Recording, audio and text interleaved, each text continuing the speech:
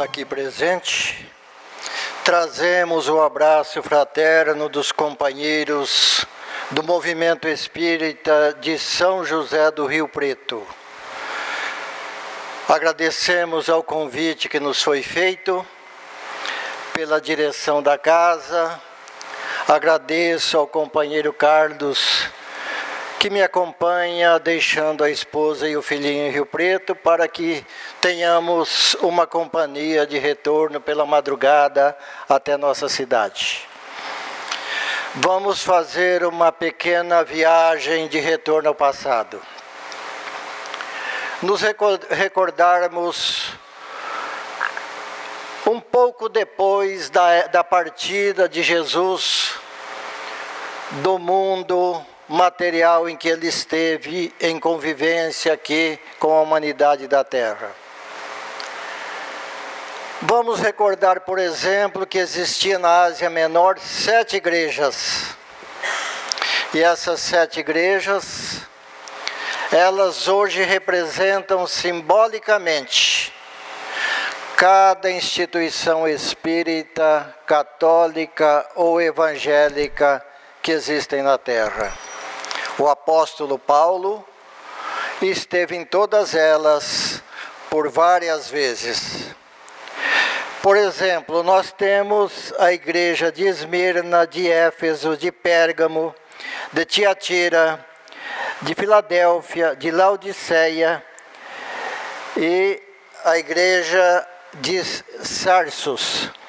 E essas igrejas, na época, elas tinham atividades e trabalhos diferenciados. Por exemplo, a igreja de Filadélfia era mais ligada a um movimento onde ocorriam fenômenos mediúnicos. A igreja de Sardes, por exemplo, tinha atividades mais no campo das atividades sociais, das atividades de auxílio aos necessitados. E assim por diante. Cada igreja tinha uma tarefa diferente uma da outra. O mesmo nós vamos encontrar dentro do nosso movimento espírita aqui na Terra. Cada instituição religiosa tem a sua característica, tem o seu modo de ser. Nós vamos encontrar, por exemplo, dentro do movimento espírita, aquelas instituições que são voltadas mais ao campo do assistencialismo. Vamos observar, por exemplo, que muitas instituições espíritas estão voltadas mais ao campo da mediunidade. E assim nós vamos observando tendências diferentes em cada instituição espírita, católica ou evangélica que existem na Terra. Então nós observamos que as 7 igrejas da Ásia Menor, simbolicamente estão cada uma delas dentro da interioridade psíquica de cada um de nós e de cada instituição espírita. Trazemos os conceitos daquela época, trazemos as tendências daquela época. Mas havia uma igreja das 7 existentes na Ásia Menor que era um pouco diferente. E que nós vamos encontrar em nossos dias dentro do movimento espírita muito poucas casas que realmente se dedicam ao trabalho como a igreja de Esmirna realizou. A igreja de Esmirna era aquela que estava voltada mais diretamente aos estudos do Evangelho de Jesus. Tanto é que João Evangelista, já com idade bastante avançada, veio para a igreja de Esmirna ensinar o Evangelho estudado detalhadamente, que ele aprendera com nosso Senhor Jesus Cristo diretamente. transferindo aqueles ensinamentos para Policarpo, transferindo aqueles ensinamentos para Irineu e tantos outros espíritos que se adiantaram evolutivamente naquela época, estudando, entendendo, compreendendo e principalmente praticando o Evangelho de Jesus. Quando nós buscamos o mapa das 7 igrejas da Ásia Menor, e geograficamente nós vamos compreender a posição de cada uma delas. E vamos observar que a igreja de Esmirna estava numa posição diferenciada em relação às outras. Vamos observar que Esmirna, geograficamente, é uma igreja que se colocava num ponto geográfico acima de todas as outras. E cada uma tinha o seu ponto geográfico, de acordo com a escala evolutiva do trabalho e dos estudos que realizavam dentro de cada uma delas. Encontramos o mesmo hoje nas instituições espíritas. Há instituições bem mais adiantadas em relação ao Evangelho de Jesus, quanto ao seu desenvolvimento, quanto ao seu entendimento e quanto à sua prática. Nós vamos encontrar, por exemplo, na igreja de Esmirna, após a morte de João Evangelista, que aprenderam o Evangelho com Jesus, vamos encontrar o personagem Policarpo, que todos vocês já ouviram falar naturalmente.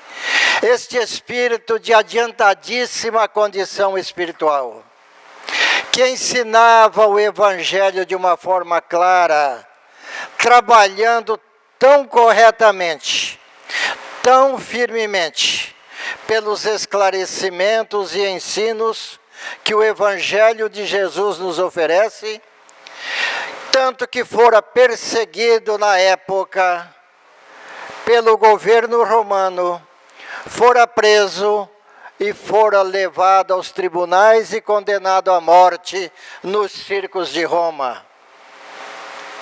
Policarpo, dentro da sua grandeza espiritual, fora colocado dentro de um enorme contingente de madeiras, amarrado em um pau, e colocaram fogo nesta madeira.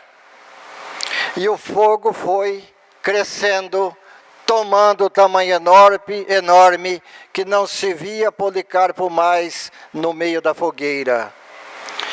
Quando o tempo foi passando, que o fogo foi abaixando, baixando, notaram que Policarpo estava vivo sem sofrer uma queimadura sequer, um arranhão sequer.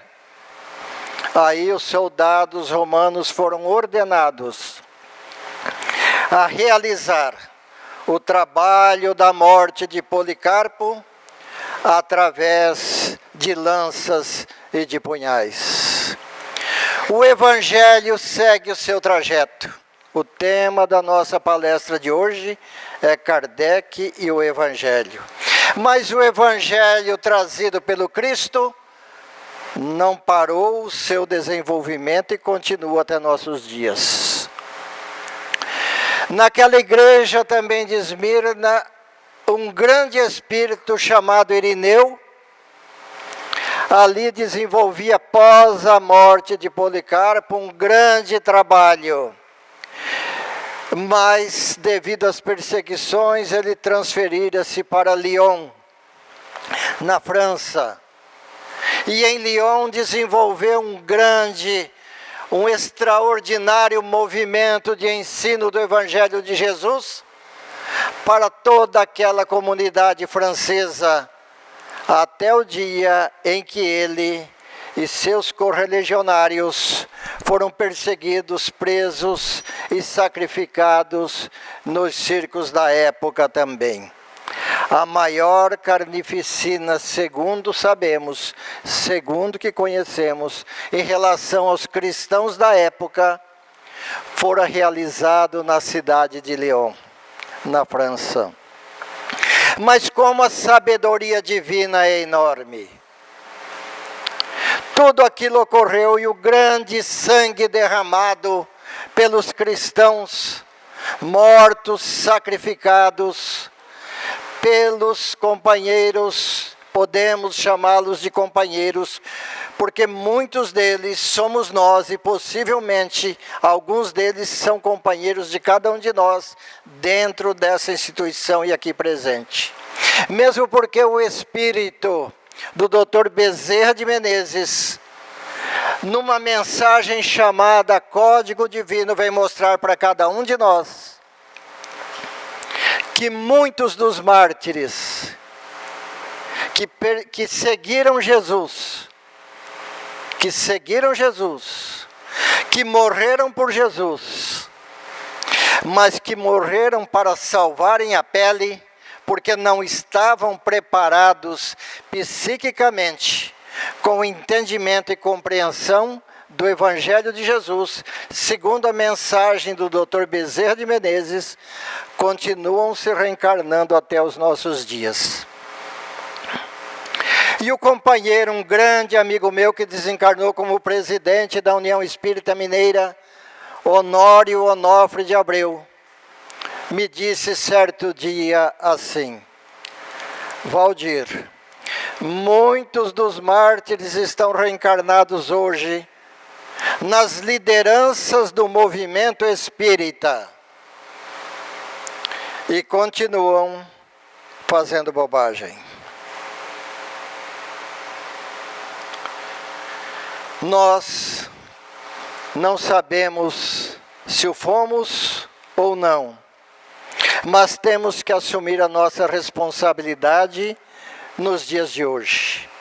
E Irineu, que fora para Lyon e ali sacrificado com um grande número de seguidores de Jesus, aquele sangue que adubou aquelas terras, para que quase 2000 anos depois viesse ali reencarnar-se Allan Kardec, o codificador da doutrina espírita.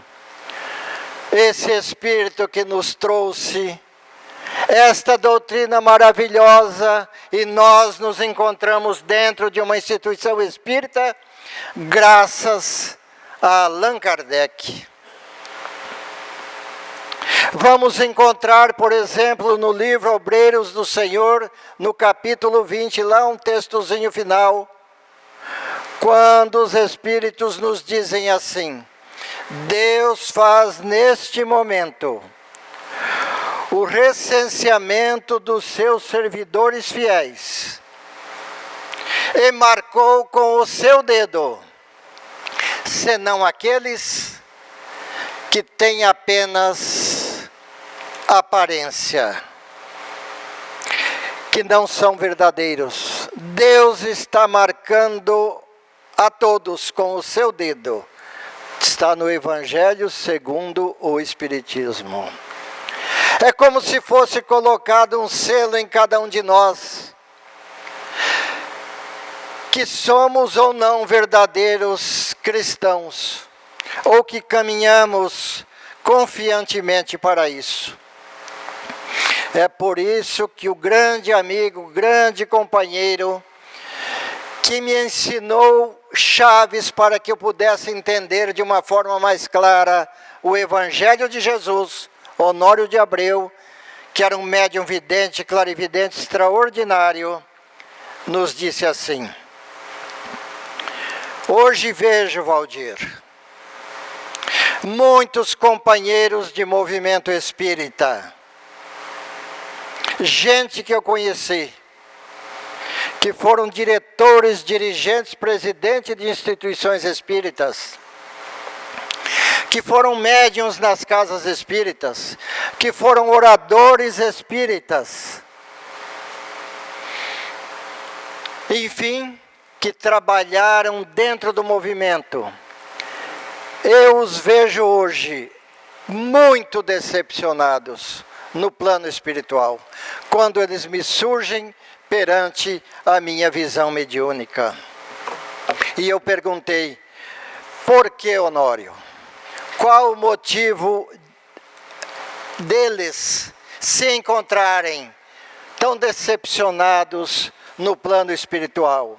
E aí entra uma questão que todos nós devemos tomar o máximo de cuidado possível.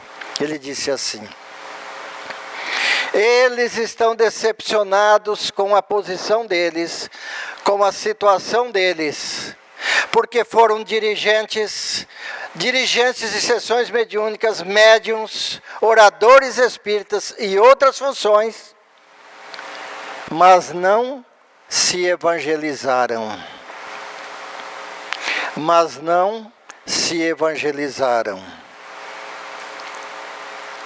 Aí nós vamos observando qual que é o significado da palavra evangelizar-se. Evangelizar-se significa educar-se em todos os sentidos da vida. Evangelizar-se é educar-se dentro da proposta do Evangelho de nosso Senhor Jesus Cristo, realizando com maior possibilidade possível os ensinamentos do Mestre. E nós vamos notando que cada um de nós hoje estamos um tanto quanto preguiçosos. Vamos observar, por exemplo, certa feita, um casal de amigos de São José do Rio Preto, já desencarnados, a quem também devo muito, e eram amigos muito particulares do Chico Xavier. Em uma ocasião, em visita, que eles iam muito a Uberaba, o Chico Xavier, mais particularmente, disse ao casal de amigos nossos. Eles se chamavam Romeu Grise e Hilda Sistine, muito conhecidos no movimento espírita do Brasil. Romeu e Hilda, 80% dos espíritos desencarnados, 80% dos espíritos desencarnados continuam dentro da própria casa com os familiares que eles moravam. Formação do Chico Xavier. Por que não se evangelizaram? Porque não construíram e nem constituíram psiquicamente campo para que pudessem alçar informações do Chico, planos espirituais mesmo que muito próximos de nós, permanecem dentro do próprio lar. E dali vão voltar a se reencarnar quando a oportunidade surgir. E o Chico ainda continua dizendo assim,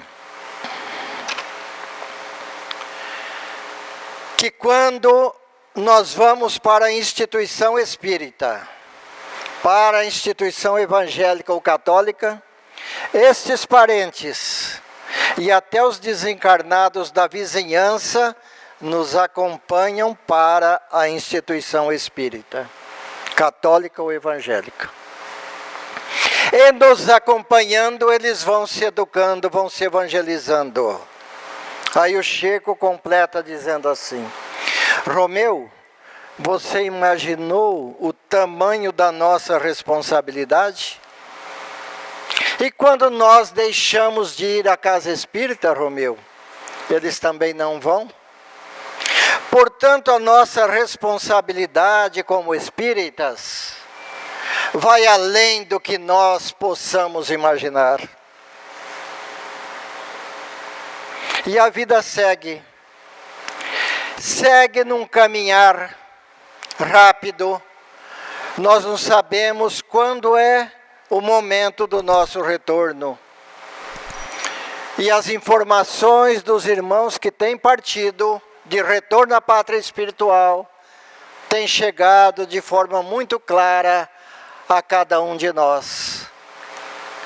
E nós vamos percebendo que a grande maioria não tem desencarnado bem. Um dia também Chico Xavier contou a alguns amigos, e é isso todos vocês já ouviram, que os espíritas têm medo de morrer, de desencarnar, porque têm desencarnado muito mal. Não têm se preparado para isso.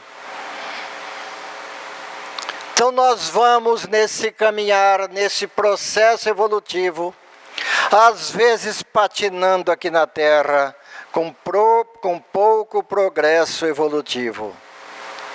O Espírito Emmanuel é claro ao dizer-nos que, se nós não nos evangelizarmos, nós vamos desencarnar e termos dificuldades do outro lado. Neste caminhar que nós, nesta viagem que fomos ali um pouco atrás e chegamos aqui até Lyon, trazendo as informações de Policarpo, de Irineu e de João Evangelista, que foi companheiro, discípulo de Jesus. E depois, com a reencarnação de Allan Kardec em Lyon, nós vamos encontrar Allan Kardec, começando a participar de sessões mediúnicas na casa das meninas Caterine e Julie, em que elas eram médiuns de efeitos físicos, em que um lápis era amarrado na ponta de qualquer instrumento e elas colocavam a mão nas mesas de mármore, e as duas médiuns, e o lápis começava a escrever, discorrendo, escrevendo e escrevendo e escrevendo. Foi quando Allan Kardec questionou: a mesa não tem cérebro. Como é que a mesa pode receber escrita? O lápis não tem cérebro se algum cérebro inteligente não o conduzir. Allan Kardec começou a questionar e a estudar com a sua inteligência extraordinária. Espírito de escola, espírito que vem de muitos e muitos séculos, estudando, trabalhando e crescendo, e que se reencarna na Terra já muito adiantado, muito evoluído. Espírito de confiança de nosso Senhor Jesus Cristo. Espírito de confiança de nosso Senhor Jesus Cristo. O codificador Allan Kardec. Codificação significa organização. E foi então estudando os fenômenos e questionando. Tem que haver algo, e começou a fazer perguntas inteligentes. E as respostas começaram a vir. E o espírito de Zéfiro, que era responsável pelas atividades ali na casa das meninas e dos pais das meninas, começou a responder a Allan Kardec, até que um dia Allan Kardec levanta-se da cadeira lá no meio da sala e pergunta assim: por acaso o espírito de Sócrates tem estado presente aqui? Sócrates é o grande filósofo grego, o maior filósofo da história da humanidade, de inteligência raríssima. E as meninas médiuns disseram assim: ele tem estado presente. Aí o Kardec pergunta assim: por acaso, às vezes ele me acompanha porque eu penso muito nele? As meninas disseram assim: ele está dizendo que sim. Aí ele perguntou assim: então pergunte a Sócrates, qual é a verdadeira filosofia dos espíritos adiantados? Este fato aconteceu numa das sessões, na casa das meninas. Qual é a verdadeira filosofia dos espíritos adiantados? Observem que a pergunta é de alguém de inteligência raríssima, é pergunta inteligente, não é pergunta fútil, como ocorre nas sessões mediúnicas de nossos dias. E as meninas colocaram então as mãos na mesa e o lápis começou a discorrer e veio a resposta do filósofo Sócrates. A verdadeira filosofia dos espíritos adiantados só poderá ser revelada a quem for digno de receber a verdade. Vou repetir. A verdadeira filosofia dos espíritos adiantados só poderá ser revelada a quem for digno de receber a verdade. Quer dizer, os espíritos superiores, os espíritos adiantados, não fazem revelações para espíritos comuns do nosso nível. Só para quem é muito adiantado. E o Kardec era. O Kardec se assentou, se aquietou. Depois de mais 2 ou 3 sessões que ele participou quieto, pensativo naquilo naquela resposta que o filósofo grego Sócrates havia dado, ele levanta-se e pergunta para as meninas, perguntar a Sócrates novamente se ele era digno de receber esta verdade. E os espíritos disseram assim: se você o quiser, olha bem, se você o quiser, você é. Não obrigaram ele a nada. Se você o quiser, digno você é, qualidade você tem, estrutura moral você tem. O Kardec novamente se aquieta, vai pensar no assunto e depois resolve dizer que ele assumiria essa responsabilidade em nome de nosso Senhor Jesus Cristo. E desenvolveu esse trabalho extraordinário que nós temos em mãos em nossos dias. Esse trabalho que vem enriquecer o nosso progresso evolutivo. Nós vamos encontrar, por exemplo, com relação ao Evangelho de Jesus, no livro Emmanuel, capítulo 30, quando Emmanuel discorre pelas mãos abençoadas do médium Francisco Cândido Xavier, o seguinte: Emmanuel diz assim, o Espírito Emmanuel: são-nos gratas a todos nós, que já nos libertamos do corpo de carne, as vossas reuniões de evangelização. Prestaram atenção? São-nos gratas a todos nós, que já desencarnamos, as vossas reuniões de evangelização. Ele não está falando nada de sessão mediúnica aqui não, viu? Ou de reunião mediúnica. Ele está falando de reunião de estudos doutrinários, como essa aqui. E ele diz assim em sequência, que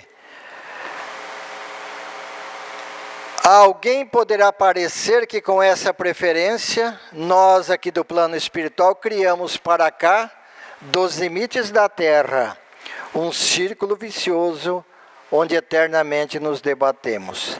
Tal opinião, porém, será erradamente emitida. Aí ele diz assim: porquanto vocês, desconhecendo o nosso modo de viver aqui nessas regiões do plano espiritual, vocês não entendem bem estas circunstâncias e estas situações. E ele acrescenta que a situação dos espíritos desencarnados, após o desencarne do corpo físico,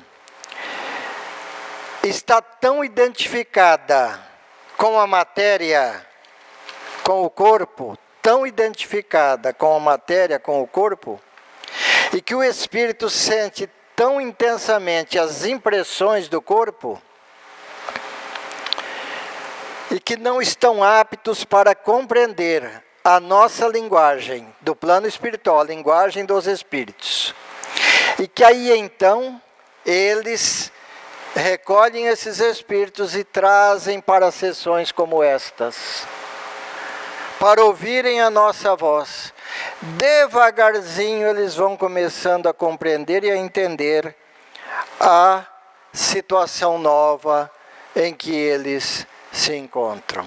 E ainda ele diz assim: a maioria dos desencarnados, em seus primeiros dias de vida, depois da morte, não encontram senão os reflexos de seus péssimos hábitos e de suas paixões, que, nos ambientes diversos da cultura da vida, os aborrecem e os deprimem. Então tem muita gente enganada com a situação pós-morte.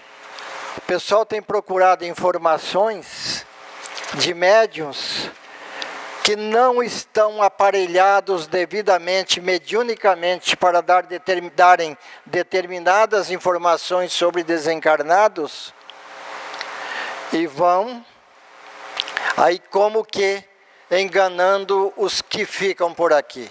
A situação é muito complexa. Se o espírito não se preparar, não se evangelizar, segundo Emmanuel disse para vocês lá atrás, o espírito vai ter enorme dificuldade depois que partir deste mundo para outra vida. Na questão dos desencarnados, vocês conhecem bem isso aqui, essa casa tem o nome de José Xavier, irmão de Chico Xavier. Vou relembrar vocês aqui, frequentadores, muitos às vezes não sabem como a direção domina toda a história de José Xavier, naturalmente, que foi irmão do Chico. E o José Xavier era um homem tão simples, era um sapateiro pobre, lá em Pedro Leopoldo, muito pobre, tinha dificuldades. E o José Xavier tinha a sapataria dele. E o pessoal ia lá para Pedro Leopoldo e se dirigia para a Fazenda Modelo. Queria consulta com o Chico, e o Chico não podia atendê-los a todos. Então o patrão do Chico, o gerente da Fazenda Modelo, não gostava daquilo. Então o que o Chico Xavier fez? Pedia para o segurança lá do portão encaminhar o pessoal para a sapataria do José Xavier, seu irmão. E era um cubículo pequenininho, que ele lá com o chamado pé de ferro, a maioria que não sabe o que é de pé de ferro, né? Os instrumentos para fazer calçado hoje, são diferentes. Tinha lá um martelinho e um pé de ferro que ele batia o dia inteiro. E o pessoal se reunia ali, na frente, aquele monte de gente lá em Pedro Leopoldo, esperando o Chico sair do serviço, às 17 horas. E o José Xavier ia evangelizando aquele povo todo, trabalhando e falando de evangelho, trabalhando e falando de evangelho para aquele povo, durante 11 anos. 11 anos consecutivos. Um dia à noite, Chico chegando em casa, chegam familiares avisando que o José, seu irmão, estava passando muito mal. Chico para lá corre. Chegando lá, Emmanuel surge, o Espírito Emmanuel. Diz Chico, o José deveria ser internado num manicômio e ficar por 11 anos, resgatando débito, resgatando dívidas de um passado longínquo realizado por ele quando vivia ainda na França. Ajudava na questão de guilhotinar a cabeça das pessoas. Por 11 anos o José deveria ficar num manicômio para resgatar esse passado.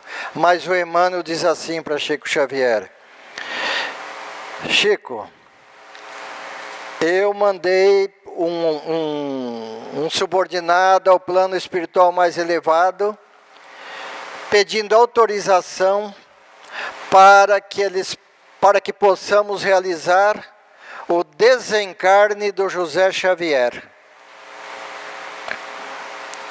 Daí a pouco chega a entidade, o emissário, dizendo que o plano espiritual mais elevado havia autorizado o desencarne do José Xavier. Aí o Emmanuel diz assim para o Chico: olha o que é o trabalho de evangelizar as criaturas. Chico, foi autorizado o desencarne do José Xavier, porque ele não terá mais necessidade de ficar internado em um manicômio aqui na Terra por 11 anos, porque durante 11 anos ele realizou lá na sapataria o trabalho de evangelização de muitos irmãos que lá ficavam esperando você para serem atendidos. O trabalho da caridade é este: humilde e bom, simples e bom, como era o José Xavier. E assim o José Xavier desencarnou. Até que meses depois aparece na frente do Chico José Xavier, seu irmão, dizendo ao Chico que se encontrava com um pouco de tontura, como se tivesse labirintite. Aí o Chico disse a ele: José, vá para a frente do Centro Espírita Luiz Gonzaga, que é o centro que eles haviam fundado em Pedro Leopoldo, que está lá até hoje, e aguarde lá, porque hoje, por volta de meia-noite, mais ou menos, estará passando por ali o espírito de Luiz Gonzaga com a sua caravana. Porque hoje comemora-se na Terra o aniversário de Luiz Gonzaga. E ele estará passando por ali. Vá para lá e espere. E o José foi. Numa certa hora da noite, José comentou depois com o Chico Xavier que uma carruagem de fogo desceu do alto. E aquela enorme equipe de espíritos iluminadíssimos, comandadas por Luiz Gonzaga, pelo espírito de Luiz Gonzaga, desciam a rua de Pedro Leopoldo e começavam a passar em frente à instituição espírita. De repente ele observa que um espírito tão iluminado chega à sua frente que seus olhos ficam confusos diante de tanta luz. E o espírito coloca a mão em sua cabeça. Quando ele abre os olhos, ele estava curado da tontura e não viu mais a entidade.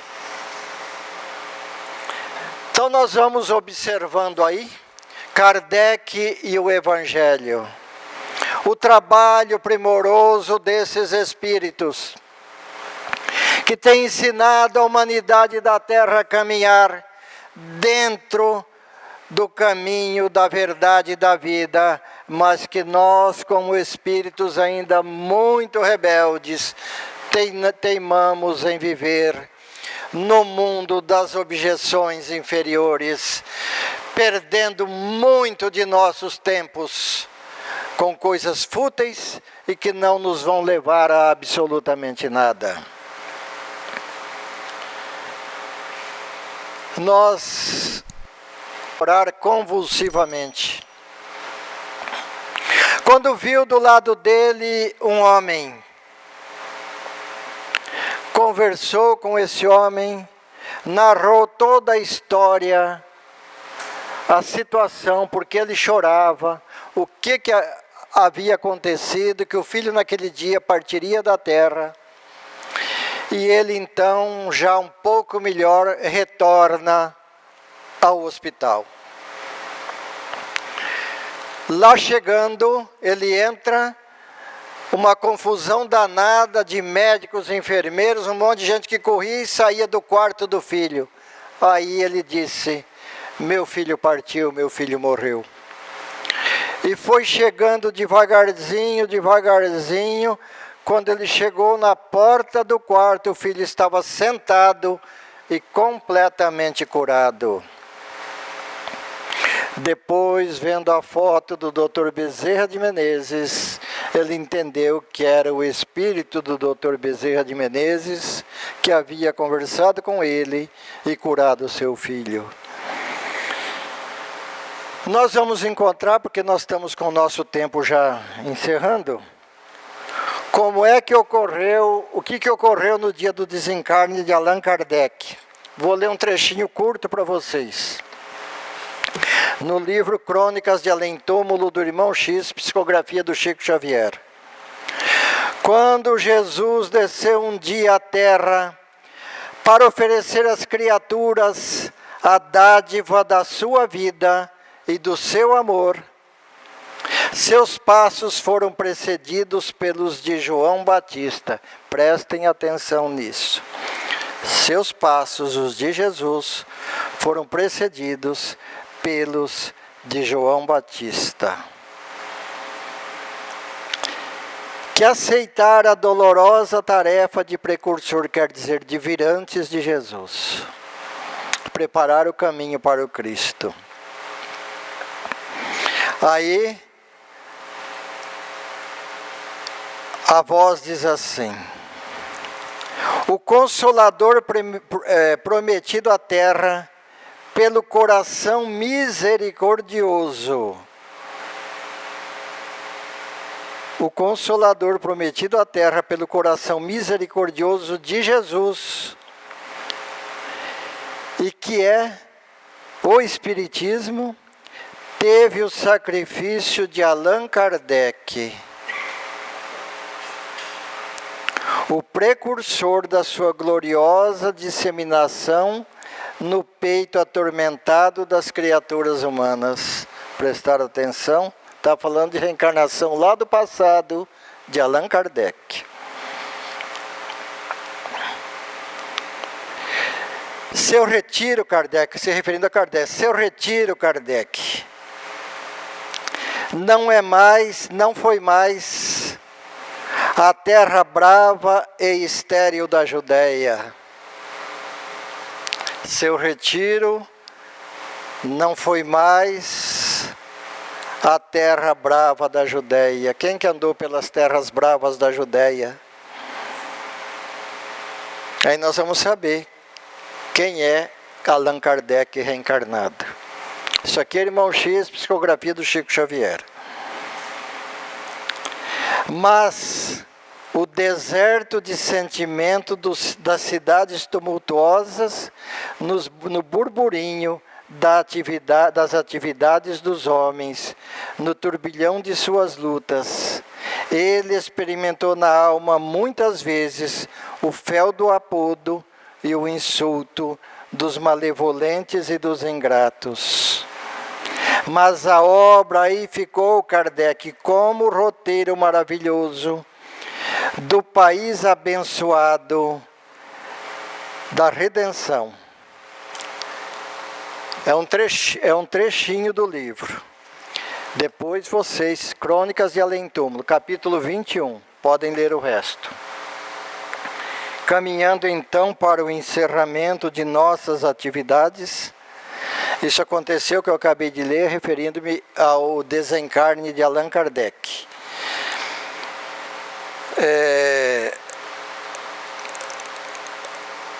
Para encerrar aqui o nosso trabalho, bastante cansativo para vocês, vamos contar duas historinhas bem curtas e bem rápidas. Uma vez um amigo de São José do Rio Preto, grande amigo, dirigente espírita, ele se desencantou com tudo. Isso há 26, 27 anos atrás. Aí ele procurou um amigo lá, que ia sempre lá no Chico Xavier. E ele, desencantado, foi lá no amigo, chegando lá, disse assim: olha, eu não vou ser mais espírita, larguei mão de tudo, larguei mão dos trabalhos na casa espírita. Não disse que largou, vou largar, vou deixar todas as atividades de ensinos aos jovens que tem lá na casa, vou deixar tudo. Mas por quê? Porque minha irmã ficou de um momento para outro paralítica. E os médicos disseram que ela só tem 5 anos de vida. Isso me aborreceu muito, me deixou muito triste, e eu não quero mais saber, vou largar de tudo. Aí o amigo que visitava sempre o Chico disse assim: não, aguarde um pouco, amanhã eu vou para Uberaba e vou conversar com o Chico, depois eu te dou uma resposta. O amigo foi para Uberaba, e ele chegou na casa do Chico, ficou do lado de fora do portão. O Chico veio caminhando e disse assim: fulano, diga para aquele teu amigo lá de São José do Rio Preto, para ele não abandonar nem a doutrina espírita, nem as atividades de ensino aos jovens que ele tem na instituição espírita que ele dirige. Diga para ele que todas aquelas criaturas, a irmã, a família, amigos, aqueles jovens que lá estão fazendo cursos e aprendendo profissões com ele, aqueles que frequentam a casa espírita que ele dirige, dependem muito dele. Sabe por quê, Oswaldo? Todas aquelas criaturas que estão em derredor de nós dependem muito daqueles espíritos um pouco mais adiantados. Eles dão para eles sustentação de vida, dão para eles equilíbrio. Fala para ele não fazer isso, porque a responsabilidade dele é muito grande. Se ele não abandonar, a irmã dele não viverá só 5 anos, mas poderá viver mais alguns anos. Ela desencarnou há 2 anos atrás, 25 anos depois. Olha a nossa responsabilidade quando nós temos um pouquinho de equilíbrio. Muita gente que está em torno de nós, que não tem a estrutura que às vezes nós temos, não estou falando do meu caso não, dependem muito de nós, até por questões de sobrevivência na Terra. E para encerrar, é um caso bastante interessante. Eu tenho um tio com 88 anos que mora aqui em Rubiné, irmão da minha mãe. Só tem 2, os outros, família grande, já desencarnaram todos. Inclusive minha mãe já foi há 12 ou 13 anos atrás. E a minha mãe, ela, 3 anos depois, aliás, a minha mãe tinha seus 7, 8 anos de idade, e nasceu uma irmãzinha, chamada Linda, essa menina. E a minha mãe, muito novinha, naquela época era assim, como a minha avó tinha muitos filhos para cuidar, muita coisa, a minha mãe é que praticamente tomava conta e cuidava dessa irmãzinha, chamada Linda. E essa irmãzinha, com 3 anos de idade, desencarnou. Aí, eu visitando há pouco tempo esse tio em Rubinéia, ele já hoje com 88 anos, mas lúcido, católico, que vai à igreja toda semana, mas ele fala assim para mim: Eu sou católico, Valdir, eu sei que você é espírita. Mas vou lhe dizer uma coisa. Quem pensa que a vida termina com a morte está muito enganado. A vida tem continuidade. Aí ele falou assim. E ele tem uns sonhos interessantes. Ele fala que ele dorme, sente que alguém bate 3 vezes no ombro dele, e aí ele tem os sonhos mediúnicos dele. É muito interessante o que ele conta. Inúmeras passagens mediúnicas através do sonho. Ele falou assim, Valdir, você se lembra, se a tua mãe contou para você que ela cuidava de uma irmãzinha chamada Linda, que desencarnou com 3 anos de idade? Falei, olha, tio, parece que eu me lembro de alguma coisa, mas ela dizia que ela sofreu demais com a morte da irmãzinha, porque ela cuidava dessa irmãzinha, ela praticamente criava, e ela falou para nós certa feita que não gostava de ficar falando sobre essa irmãzinha, porque ela se sentia muito triste. Aí ele falou assim, pois é, eu sou 10 anos mais novo que a tua mãe. Essa menina nasceu entre eu e ela. Essa menina desencarnou com 3 anos, ela desencarnou. Eu, quando cheguei aqui, que eu nasci, ela já havia desencarnado há muitos anos. Sou 10 anos mais novo que a tua mãe. Então, Valdir, é o seguinte, outro dia, deitei e dormi, bateram no meu ombro 3 vezes. Eu acordei e dormi de novo. E me vi num lugar assim, e veio vindo uma menina de mais ou menos 3 anos de idade na minha direção. O que me encantou, Valdir, era a beleza da menina. E a tua mãe me falava que ela era muito linda e chamava Linda.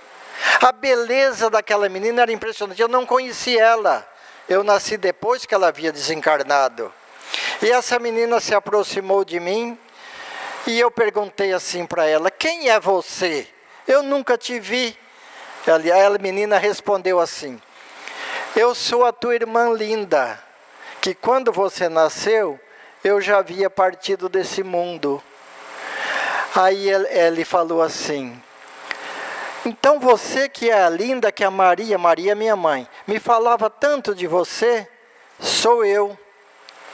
Aí ele disse assim, ela me disse assim, irmão, eu estou vindo aqui para te dizer que nós já preparamos um lugar muito bom, muito gostoso no plano espiritual, e que quando você voltar para lá, você vai estar conosco neste lugar. Aí ele falou assim, mas já é hora de eu ir, de você me levar? Ele disse assim, ela foi afastando devagarzinho, fazendo assim com a mãozinha e disse assim, por enquanto não. Ainda não, mas logo, logo eu venho te buscar. E foi embora. Abraço a vocês e muito obrigado pela paciência de todos.